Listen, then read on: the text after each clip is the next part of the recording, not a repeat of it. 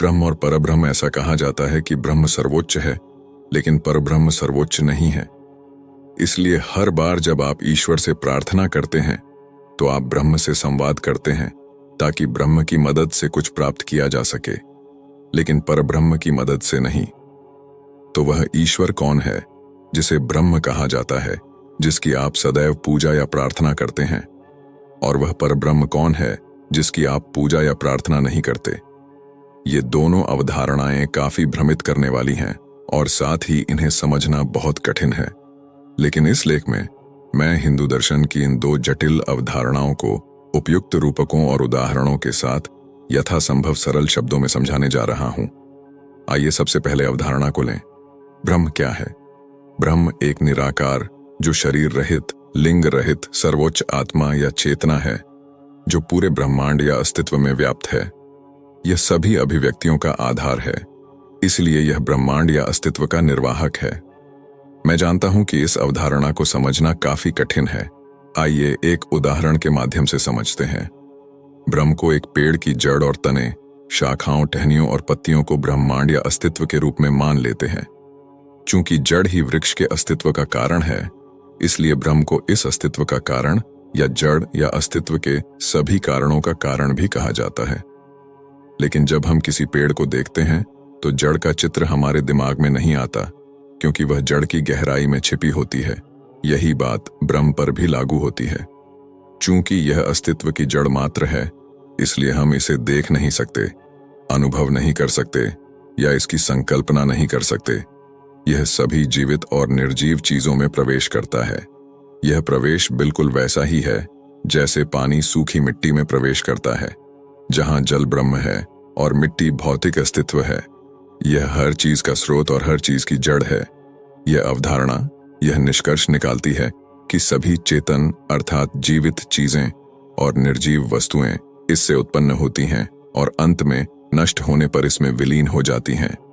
तो यदि आपका मन अभी भी भटक रहा है और इस निराकार का कोई रूप खोज रहा है या कल्पना कर रहा है कि यह कैसा हो सकता है, फिर यह हवा, गैस या निर्वात स्थान जैसी कोई चीज नहीं है।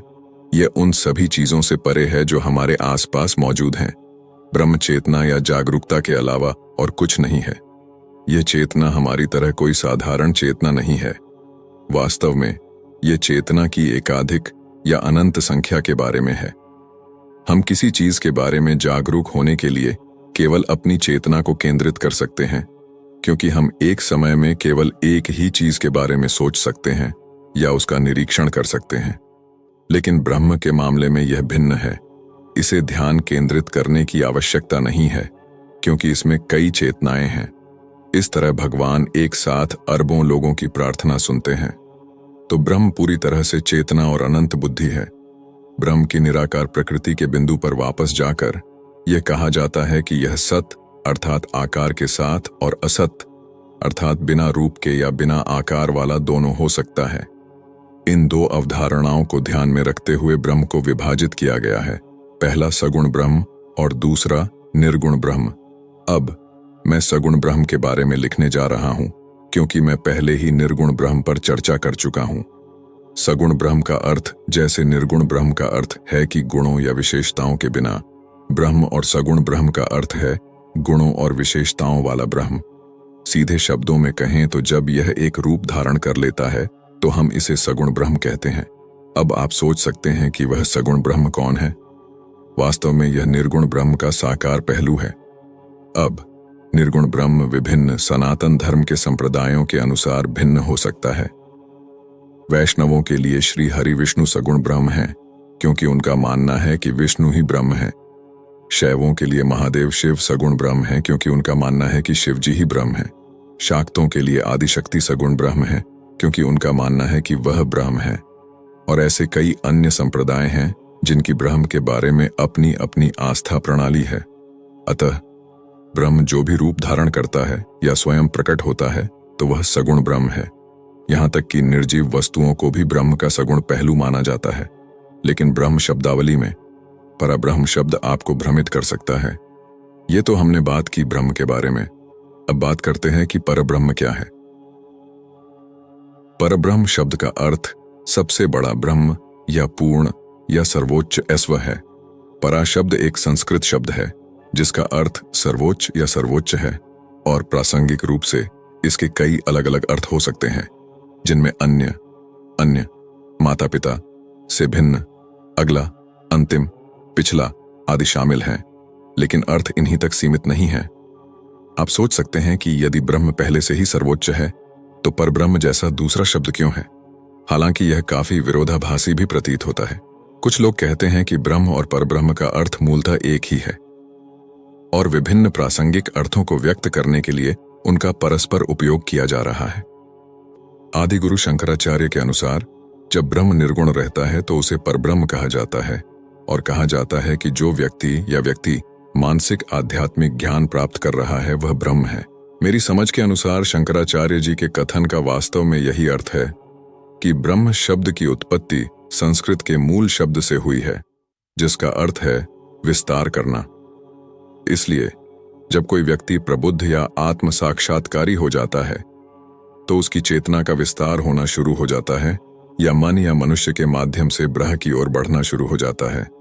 इसलिए उस व्यक्ति को ब्रह्म पुरुष कहा जाता है।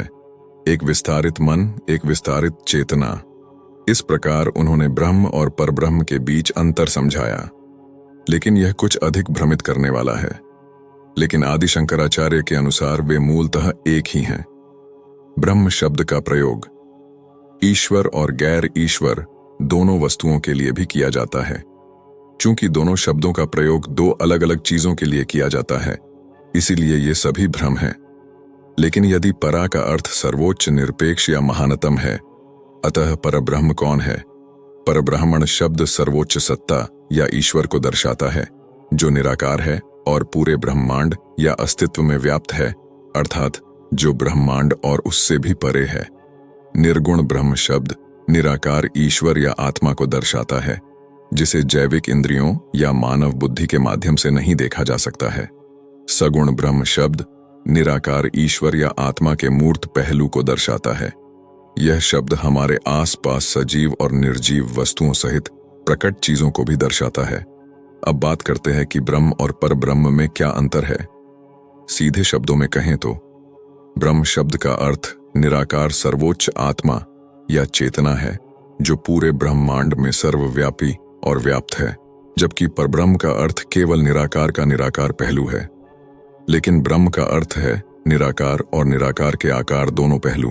अगर आपका कुछ सुझाव या परामर्श है तो आप हमें मैसेज कर सकते हैं और कृपया अधिक से अधिक शेयर करके हमें सहयोग कीजिए जिससे अन्य जन भी प्रस्तुति का लाभ उठा सके।